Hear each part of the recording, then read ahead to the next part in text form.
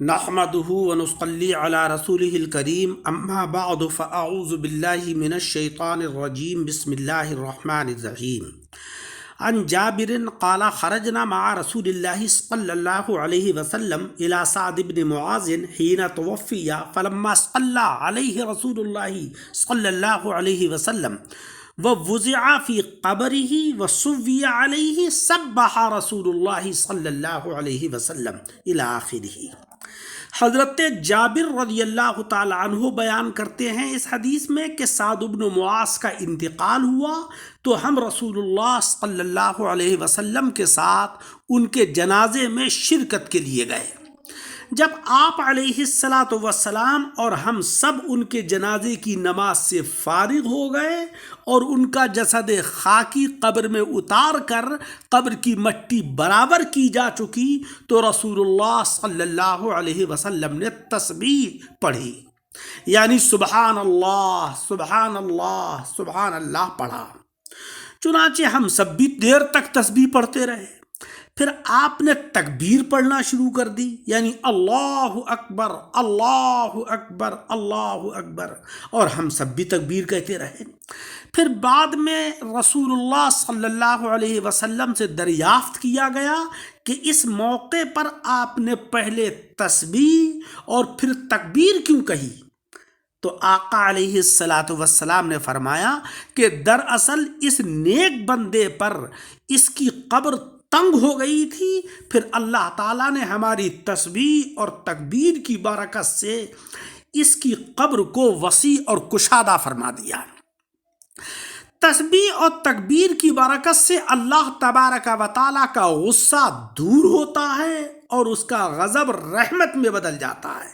اسی لیے حضرات علماء کرام نے لکھا ہے کہ کسی ہولناک اور دہشت انگیز چیز کو دیکھ کر اللہ اکبر کہنا مستحب ہے۔ عزیزوں، اس حدیث سے معلوم ہوا کہ اگر کسی کا انتقال ہو جائے تو اللہ کا ذکر کرنا چاہیے، قرآن عظیم کی تلاوت کریں، درود پاک پڑھیں، کلمہ طیبہ پڑھیں، تکبیر پڑھیں، تحمید پڑھیں، تسبیح پڑھیں اور اللہ تبارک و تعالیٰ سے دعا کریں تو مولا رب العزت جس میت کی نیت کے سے اس کو تلاوت کیا گیا ہے اس کی روح کو ثواب پہنچتا ہے اور اس کی روح کو سکون اور اطمینان حاصل ہوتا ہے۔ قال رسول اللہ صلی اللہ علیہ وسلم ھذا الذی تحرک لہ العرش۔ آقا علیہ السلام نے فرمایا کہ یہ سعد بن معاذ وہ شخص ہے کہ جس کی موت پر عرش ہلا، یعنی سعد کی پاک روح کے اوپر آنے پر عرش والوں نے خوشی اور مسرت کا اظہار کیا۔ اس کے لیے آسمان کے دروازے کھول دیے گئے اور اس کے جنازے میں 70,000 فرشتے شریک ہوئے، اور یہ بھی حقیقت ہے کہ ایک بار قبر نے اس کو دبوچا بھی، لیکن ہم نے جو تسبیح اور تکبیر کا ورد کیا تو اس تسبیح اور تکبیر کے ورد کی برکت سے اللہ رب العزت نے اس قبر کی سختی کو دور فرما دیا اور اس سختی سے سعد بن معاذ کو نجات عطا فرمائی۔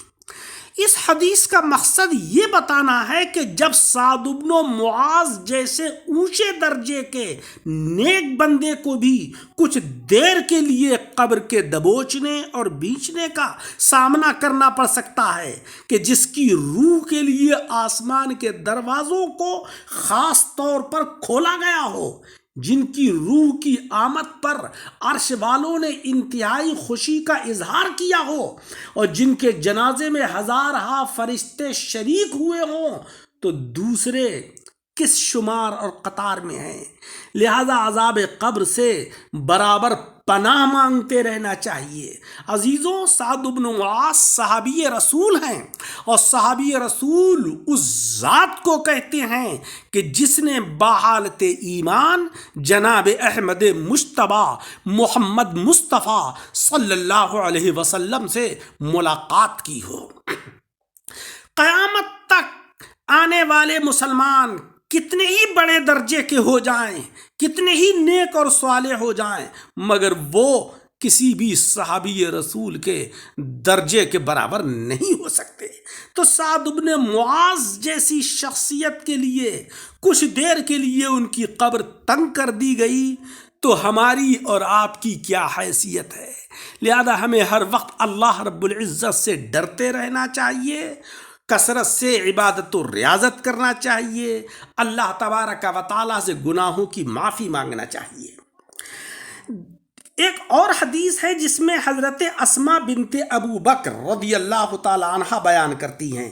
یہ اسماء حضرت ابو بکر صدیق رضی اللہ تعالی عنہ کی صاحبزادی ہیں، حضرت زبیر بن عوام کی زوجہ ہیں اور حضرت عبداللہ ابن زبیر کی والدہ ہیں۔ اپنی بہن عائشہ صدیقہ سے 10 سال بڑی تھیں۔ انہوں نے مکہ مکرمہ میں اسلام قبول کر لیا تھا۔ ان سے پہلے صرف 17 آدمیوں نے اسلام قبول کیا تھا۔ مکے سے ہجرت کر کے مدینے آ رہی تھیں تو راستے میں قبا کے مقام پر حضرت عبداللہ ابن زبیر کی ولادت ہوئی۔ سن 73 ہجری میں مکے میں فوت ہوئیں۔ جس وقت آپ کا وصال ہوا ہے اس وقت حضرت اسماء کی عمر 100 سال تھی۔ تو حضرت اسماء بیان کرتی ہیں کہ ایک دن آقا علیہ السلام خطبہ ارشاد فرمانے کے لیے کھڑے ہوئے تو آپ نے قبر کے اس فتنے یعنی قبر کے امتحان اور آزمائش کا جو ذکر فرمایا جس میں آدمی مبتلا کیا جاتا ہے، چنانچہ جب آپ نے اس فتنے اور آزمائش یعنی قبر کی سختیوں اور عذاب کی تفصیل کا ذکر کیا تو سارے مسلمان خوف و دہشت کے مارے چیخ چیخ کر رونے لگے۔ عزیزوں، کون مسلمان؟ وہ مسلمان کہ جو سب سے اعلیٰ درجے کے مسلمان ہیں، جن کا معیار اتنا بلند و بالا ہے کہ قیامت تک آنے والے مسلمان اس معیار کو پہنچ ہی نہیں سکتے۔ ان کا یہ حال ہے کہ وہ چیخ چیخ کر رونے لگے۔ اس روایت کو امام بخاری نے اتنا ہی نقل کیا ہے، لیکن امام نسائی نے حضرت اسماء کے یہ الفاظ بھی نقل کیے ہیں کہ یہ مسلمانوں کے چیخ چیخ کر رونے کی صورتحال میرے لیے رسول اللہ صلی اللہ علیہ وسلم کی آگے کی بات سننے سمجھنے میں مانع ہو گئی۔ پھر جب ان کے رونے چلانے کی آواز بند ہوئی تو میں نے اپنے قریب کے آدمی سے پوچھا کہ اے فلاں شخص، اللہ تمہارے اوپر یعنی تمہارے علم اور حلم میں برکت نازل فرمائے، ذرا مجھے یہ تو بتاؤ کہ رسول اللہ صلی اللہ علیہ وسلم نے اپنے خطبے میں آخر میں کیا فرمایا؟ چنانچہ اس آدمی نے بتایا کہ آپ علیہ السلام نے فرمایا کہ مجھ پر یہ وحی نازل ہوئی ہے کہ تم اپنی قبروں میں جس فتنے یعنی جس آزمائش اور امتحان میں ڈالے جاؤ گے وہ آزمائش دجال کے فتنے کے قریب قریب ہوگا۔ مطلب یہ ہے کہ ہول اور دہشت کے اعتبار سے قبر کے فتنے کو دجال کے فتنے سے کچھ زیادہ ہلکا مت سمجھو۔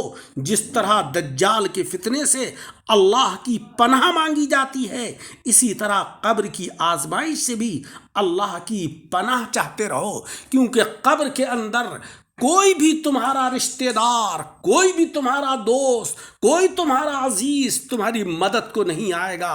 قبر کے اندر اگر کوئی مدد کو آئے گا تو وہ تمہارے نیک کام ہیں کہ جن کو تم نے دنیا کی زندگی میں کیا ہے۔ اللہ تبارک و تعالی ہم سب کو اعمال صالحہ کی توفیق عطا فرمائے۔ درس کو سن کر احباب کے ساتھ شیئر کریں اور ہمارے یوٹیوب چینل کو سبسکرائب